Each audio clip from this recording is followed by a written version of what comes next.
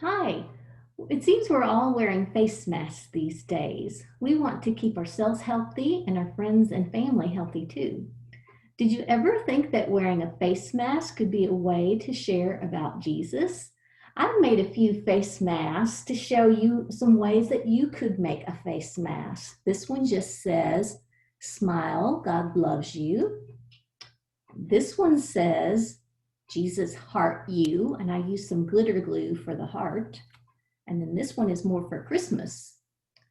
Jesus is the reason for the season. I put some sequins on this. And again, at the bottom, that star is made of glitter glue. I'm sure you will get creative and come up with some more ideas. Let me show you what you'll need. Of course, you'll need the face masks. These are just cotton face masks. I got them at Walmart. And they're solid color. I used white, which works well. Then you'll need fabric markers. I have two sizes. This is a thick one, and this is a more thin one. And then you will need some scrap paper to trace your design and figure out your design. You'll need pencil, and you'll need some watercolor markers, and again, that is for practicing your design. And you'll need tape to tape your mask down to a placemat. And then if you want, you can use things like glitter glue. If you do, you'll need hairspray after it dries to set it, puff paint, or sequins. If you use sequins, of course, you'll need some glue. If you use these extra things, you'll need to hand wash your mask instead of putting it in the washing machine. Okay, first of all, I highly recommend tracing out your design before you do it on your mask. And the way you do that is to take your mask, put it on your paper, and then just draw around it. Okay. Tracing out your design will help you. If you decide that you don't really like that or you want to change something, you can do it on paper before you put it on the mask. Okay, I did an example, and then I use my watercolor markers to show me what color I want. Do you see this arrow here? I use that arrow to find the midpoint of the mask, and then my first word is Jesus. So I counted how many letters I have, J-E-S-U-S.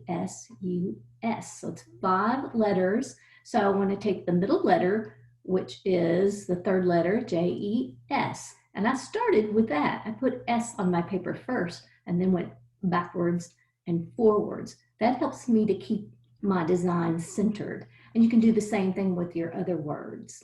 Okay? So after you get your sketch done like you want it, and you've done it in pencil and you've been able to erase and then traced it in markers to get the color, you can take your mask.